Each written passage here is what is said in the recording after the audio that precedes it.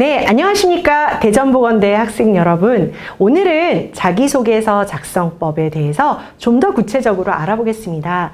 지난주 우리는 이력서 작성하는 방법을 배웠고요. 자기소개서 안에서도 글쓰기를 어떻게 하는지 같이 한번 알아봤습니다. 오늘은 구체적으로 자기소개서가 무엇인지를 좀 이해하고 자기소개서를 쓸 때는 사실 두 가지 방법을 활용할 수 있거든요. 그래서 오늘 첫 번째 시간인 파트 1 때는 성장과정, 성격의 장단점, 학창시절 지원 동기에 맞춰서 그런 항목의 취지에 맞춰서 자소서 쓰는 법을 사례와 함께 좀 설명을 드릴 거고요. 파트 2 시간에는 우리가 직무 분석을 1주차 취업 전략 때 했었거든요.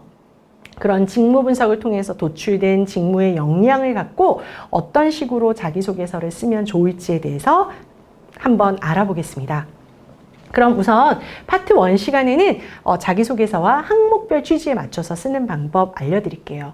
여기서 잠깐 여러분이 실제로 이 강의를 들으시면 LMS 상에 올려야 되는 워크시트를 자소서를 작성하셔야 되거든요. 그래서 지난주 강의도 매우 중요했고요. 이번 주 강의도 자소서를 쓰는 굉장히 중요한 내용들을 알려드리게 됩니다. 그래서 오늘 강의를 잘 들으신 후에 내가 어떻게 뼈대를 잡아서 자소서를 한번 써봐야 되겠구나. 여러분이 꼭 촘촘하게 좀 메모하시는 그런 시간 되셨으면 좋겠어요.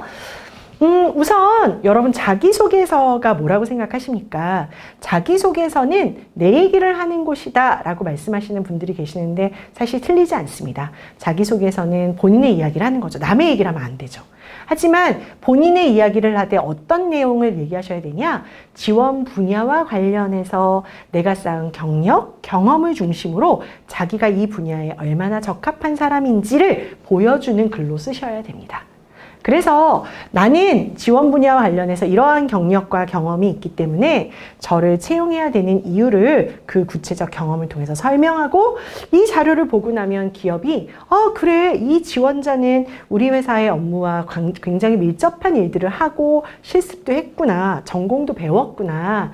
그러니 한번 우리 회사에서 면접 보라고 해볼까? 라고 설득할 수 있게끔 써주시는 게 좋아요. 자소서는 설명을 하는 내가 어떤 사람이고 1학년 때서부터 4학년 때까지 어떤 경험을 했는지를 줄기차게 열거하면서 설명하기보다는 내가 대학 시절에 했던 많은 경험 중에서 나를 반드시 채용해야 되는 이 업무에 관련해서 나를 채용해야 되는 경험만 몇 개를 좀 선택한 후에 그런 경험들을 굉장히 구체적으로 작성해서 내가 당신 회사에 뽑힐 만한 사람이다 라는 형태로 자소서를 설득문으로 써주시면 좋겠습니다. 자, 그러면 어떻게 설득문으로 쓸 수 있느냐? 목차 때 설명드렸지만 두 가지 방법으로 쓰실 수 있어요. 하나는 자소서의 항목별 취지에 맞춰서 설득력 있게 쓰시는 방법도 있고 다른 하나는 직무 역량 키워드에 맞춰서 쓰는 것도 있는데요. 우선 이번 시간에는 자소서 항목의 취지에 맞춰서 쓰는 방법들 알려드리도록 할게요. 자, 여러분이 LMS상의 자소서를 쓰시게 되면 성장과정, 성격의 장단점, 학창시절, 그리고 지원 동기 및 입사 후 포부라는 4가지 항목을 작성하시게 될 겁니다. 그러면 이런 각각의 항목들을 어떻게 작성하면 좋을지에 대해서 함께 알아보도록 하는 거죠. 자, 우선 그 첫 번째로 성장과정 먼저 알아보겠습니다. 성장과정이라는 항목은 어떤 대답을 듣고 싶어서 질문하는 걸까요? 이게 이제 원래 질문이에요. 성장과정이 내가 유치원, 초등학교, 중학교, 고등학교 어떤 부모님 밑에서 교육받았는지 이런 걸 듣고 싶어서 쓰는 항목인지 아니면 그렇지 않은지를 우리가 일단은 구분할 필요가 있을 것 같아요. 성장과정이란 지금까지 성장해 오면서 지원자에게 가장 영향을 미친 사건이나 인물이 있는지, 만약 그런 사건이나 인물로 인해서 어떤 변화를 받게 됐고 어떤 변화된 점이 있는지를 쓰는 거예요. 그리고 자신이 성장하면서 중요하게 자신만의 가치, 원칙으로 갖고 있는 게 뭔지, 왜 그런 중요한 가치와 기준을 갖게 되었는지 이런 부분을 성장 과정에서 쓰셔도 되게 좋아요. 여러분이 가끔씩 저의 생활 신조를 씁니다 라고 하는데 저는 생활 신조를 쓰는 것도 그런 의미에서는 원칙이자 기준이잖아요. 가능하다고 생각을 합니다. 세 번째는 이런 경험이나 원칙을 통해서 지원자가 현재 어떤 점을 중요하게 생각하고 생활하는지, 그 가치와 기준이 무엇인지 뭐 좀 잘 설명해 주면 좋을 것 같고요. 또는 성장 과정에서 이렇게 하시는 것도 굉장히 좋은 방법입니다. 내가 이 분야, 이 직업에 관심을 갖게 된 계기를 좀 많이 써주시는 것도 좋습니다. 그래서 어떤 것들을 쓰던 성장 과정은 이런 질문들을 통해서 이런 것들을 듣고 싶어서 성장 과정이란 질문을 하는 거니, 작성법은 이렇습니다. 자신이 중요하게 생각하는 가치와 기준이 무엇이고 왜 이런 점이 본인에게 아주 중요하고 의미 있는지, 그런 것들을 느끼게 됐던 배경이 됐던 성장 과정에서 중요한 경험 하나를 골라내시는 거예요. 그래서 제가 이런 중요하게 생각하는 가치와 기준은 이건데 이런 것들을 갖게 됐던 나의 성장 과정에서의 그 어떤 경험을 써주시면 되죠. 다만 이런 경험을 쓸 때는 가급적이면 최근의 경험을 써주시는 게 더 좋습니다. 더불어서 이러한 성장 과정 속에서 형성된 자신의 가치와 기준을 바탕으로 앞으로 어떻게 사회생활, 회사생활, 업무생활을 하실 건지를 연결해서 써주시면 되게 좋아요. 내가 성장 과정에서 배운 걸 통해서 앞으로 회사에서는 어떻게 한번 해보겠다 써주시면 되게 좋죠. 그리고 자신이 지원 분야에 관심이 갖게 된 계기, 그 배경의 경험을 얘기하고 나는 어떤 직업인이 되고자 하는지를 설명해 주셔도 되게 좋습니다. 그러면 이렇게 쓴 사례를 보면서 조금 더 자세히 이해해 보겠습니다. 우선 보석감정사로 지원하시는 분의 성장 과정인데요. 중학교 선생님의 권유로 운동을 시작했습니다. 대전 대표 필드하키 여중부라는 선수 생활을 하면서 오전에는 학교 수업 듣고 오후에는 5시간씩이나 운동을 했습니다. 방학에는 8시간씩 훈련을 하고요. 수업과 운동을 병행했기 때문에 체력도 사실 힘들었고 포기하고 싶은 순간들도 있었는데 한 번도 빠지지 않고 훈련에 참여해서 1년에 4번 열리는 대회들에서 팀원들과 우수한 성적을 거두며 4번이나 우승을 했었습니다. 아주 본인이 얼마나 열심히 했는지를 구체적인 숫자를 써서 잘 얘기했죠. 운동을 하는 동안 힘든 훈련을 견디는 인내심, 정신력, 자신감을 배웠어요. 그리고 수비수로서 뛰며 필드에서 동료들과 호흡을 하다 보니 리더십도 키울 수 있었어요. 그래서 내가 운동이라는 하나의 경험을 통해서 배운 점들을 쓰는 거죠. 그래서 충분히 훈련된 인내심, 체력을 바탕으로 보석감정사로서도 내가 회사에 도움이 되는 인재가 되겠습니다. 그래서 성장 과정 중에 운동했던 경험 하나를 픽해서 거기서 강조하고 싶었던 인내심, 체력을 가지고 어떻게 업무에 도움이 될게요? 까지 쓰게 된 거죠. 안경사로서의 성장 과정도 한번 보겠습니다. 남들과 달리 빠르게 사회생활을 시작했습니다. 일반 아르바이트 시작으로 많은 서비스 직종에서 근무하면서 사람들과 소통하는 법, 관계를 지속하기 위해서 먼저 인사하고 대화를 시도해보는 작고 사소한 사회생활의 팁들을 얻을 수 있었습니다. 이는 다양한 고객을 만나서 서비스를 제공해야 하는 제 업무에도 도움이 될 거라고 생각합니다. 그래서 내가 성장 과정을 거치면서 아르바이트 많이 하고 사회생활 많이 했던 게 앞으로 내가 회사 생활을 하는데 어떻게 도움이 될 수 있는지, 비록 사회생활 후 뒤늦게 시작한 학교 생활이지만 제가 배운 이런 조직 생활에 빠르게 적응하는 법을 기반으로 앞으로 또 다른 사회생활을 하더라도 내가 그렇게 한번 잘 적응해 보겠습니다 라고 쓰시게 되는 거죠.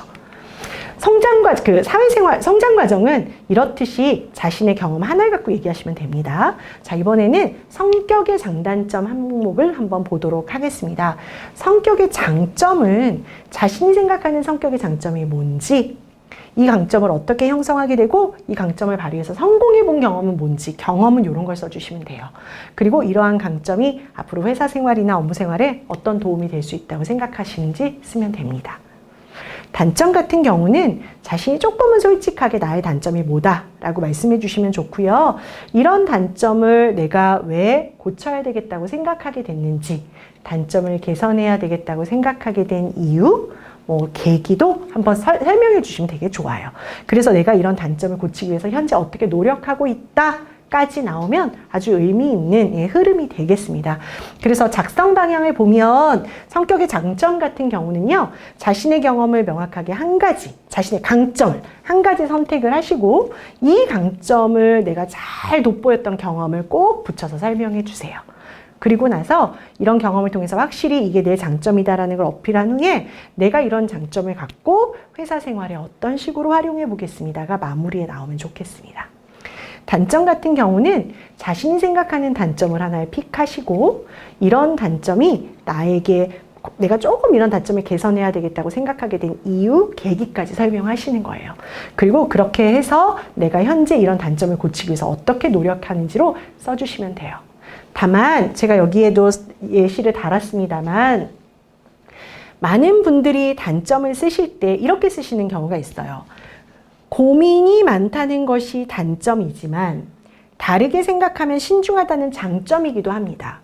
자, 질문은 단점이 뭔지를 쓰라고 하는데 답변을 쓸 때는 이게 사실은 단점인데 다른 말로 하면 이건 장점도 돼요. 단점 쓰라고 했는데 단점 항목에 결국은 보면 그래서 난 되게 이런 장점을 회사에 발휘하겠습니다. 장점으로 넘어가거든요. 이거는 별로 좋지 않은 사례예요. 그래서 단점이라면 정확하게 이게 단점인데 이런 단점을 내가 왜 고쳐야 되겠다고 생각하게 되었다. 그렇게 단점을 고치기 위해서 난 현재 이런 노력을 하고 있다. 이렇게 방향을 잡고 써주시면 좋을 것 같아요. 자, 그러면 주얼리 디자인 쪽으로 해서 본인의 장점 쓰신 분의 내용을 같이 한번 보도록 하겠습니다.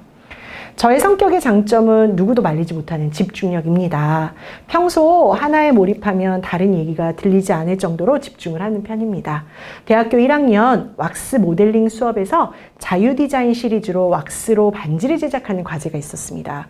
시간이 오래 걸리고 한번 집중이 깨지면 다시 이어가기 힘든 점이 있는 과정이어서 제 시간에 제출을 못하거나 하나밖에 제출하지 못하는 일들이 발생했습니다.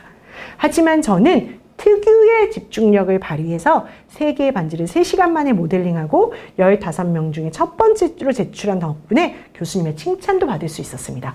본인이 장점으로서의 집중력이 있다는 걸 아주 구체적인 사례로 잘 이야기했죠. 이러한 집중력과 끈기로 맡은 업무는 끝까지 해내는 디자이너가 되겠습니다. 네, 그래서 내가 이런 장점으로 어떤 사람이 되겠다까지로 마무리해 주시면 매우 좋은 글이라고 할 수 있어요. 자, 그런데 이제 단점 글을 보면 이렇습니다. 단점 같은 경우는 저의 가장 큰 단점은 친한 누군가의 부탁을 거절하지 못하는 것입니다. 자, 내가 단점이 뭐라고 딱 나왔어요. 자, 그러면 그 단점을 내가 왜 고쳐야 되겠다고 생각하게 되었는지 계기를 써야 되겠죠? 함께 보시겠습니다. 대학 수업 조별 활동 때 팀장을 하면서 단체의 편의를 위해서는 소수의 의견을 조율할 수 있어야 하는 것을 경험하게 되었습니다. 이런 과정에서 거절을 못하다 보니까 제 일을 제때 해결하지 못해서 저 또한 다른 사람에게 미안한 일들이 생기면서 이러한 점을 개선해야 되겠다고 마음먹게 되었습니다. 그래서 내가 이런 단점을 고쳐야 되겠다고 생각했던 이유가 나오고요. 이후 상대방의 부탁을 거절할 때 기분 나쁘지 않게 정중하게 거절하는 방법을 연습하면서 좀 더 유연하게 다른 대안을 제시하는 방법으로 보완해 나가고 있습니다.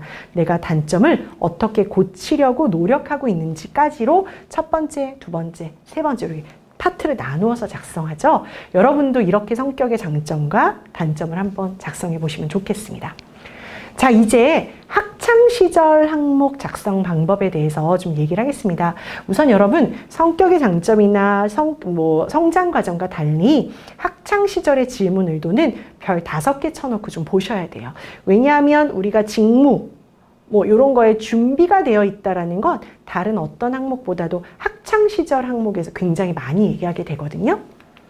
그래서 학창시절은 지원 직무를 제대로 수행하기 위해서 구체적으로 어떤 공부와 활동과 기술을 익혔는지, 구체적으로 노력하고 준비한 과정은 뭔지, 이런 어떤 내가 노력하고 준비한 것들이 앞으로 입사해서 회사의 업무에는 어떤 식으로 도움이 될 수 있는지 연결해서까지 쓰는 게 필요합니다.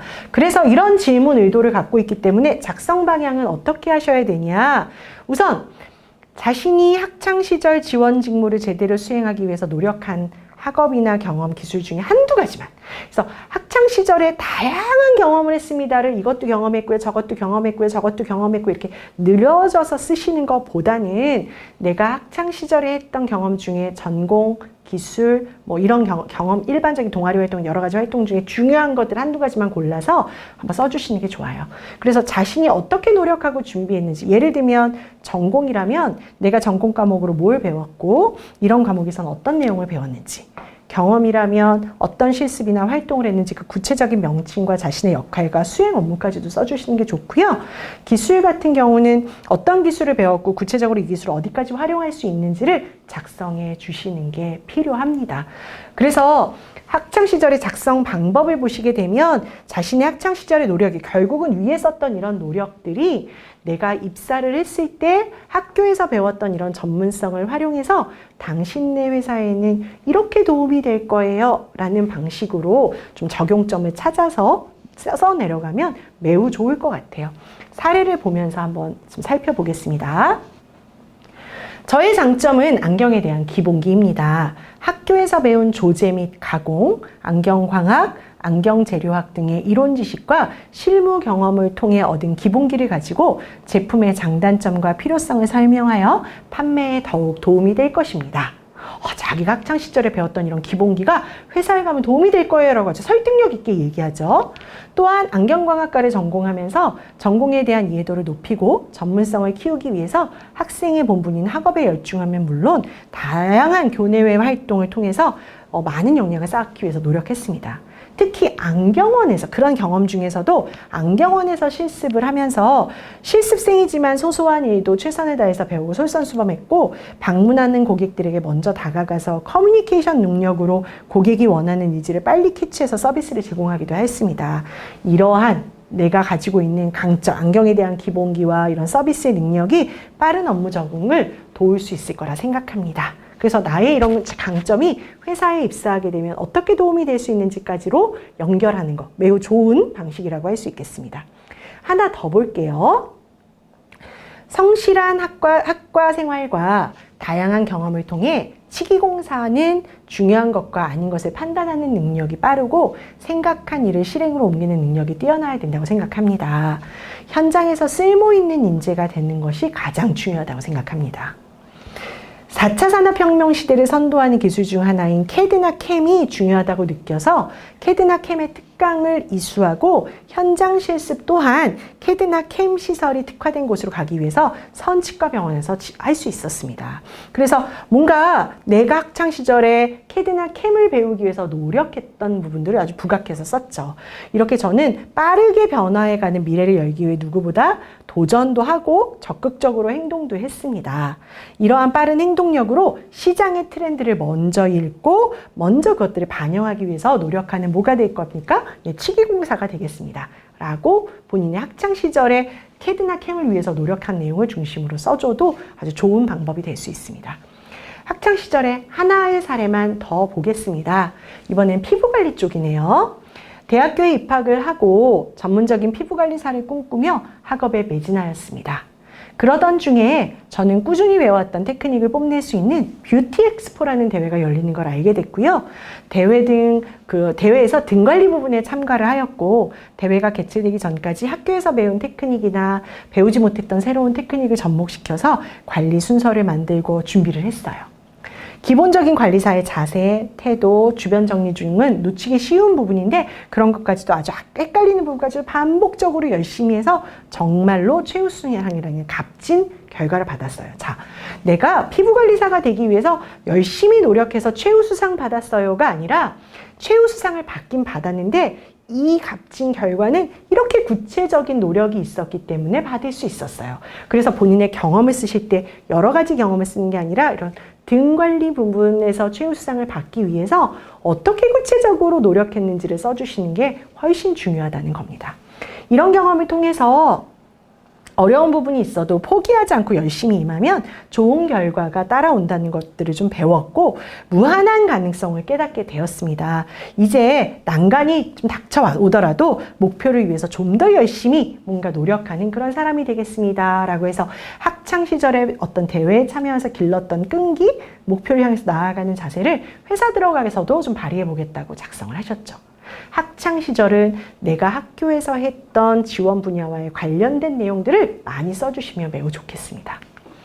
자, 이제 마지막 항목인 지원 동기와 입사 후 포부 항목입니다. 지원 동기 같은 경우는 지원자가 왜 이 회사에 관심이 있는지, 근데 만약에 이 회사가 다른 회사가 아닌 이 회사를 선택하는 이유는 뭔지, 또는 이 업무, 이 직무를 하고 싶은 이유는 뭔지, 뭐 이런 것들을 좀 많이 써주시면 좋아요. 입사 후 포부 같은 경우에는 입사를 하게 되면 구체적으로 어떻게 노력할 건지 이런 내용 중심으로 써주시면 되게 좋거든요. 이런 걸 듣고 싶어서 질문하는 거예요. 따라서 지원 동기 같은 경우는요, 내가 이 회사를 지원하는 이유를 명확하게 써주시는 게 되게 좋아요.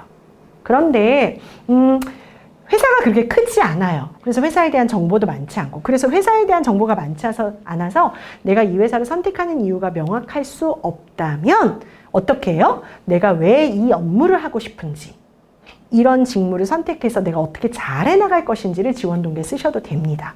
입사 후 포부 같은 경우는 자기가 회사 생활하면서 지키고자 하는 약속, 업무를 수행할 때 지키고자 하는 그런 구체적 약속들을 좀 말씀해 주시면 좋을 수 있습니다.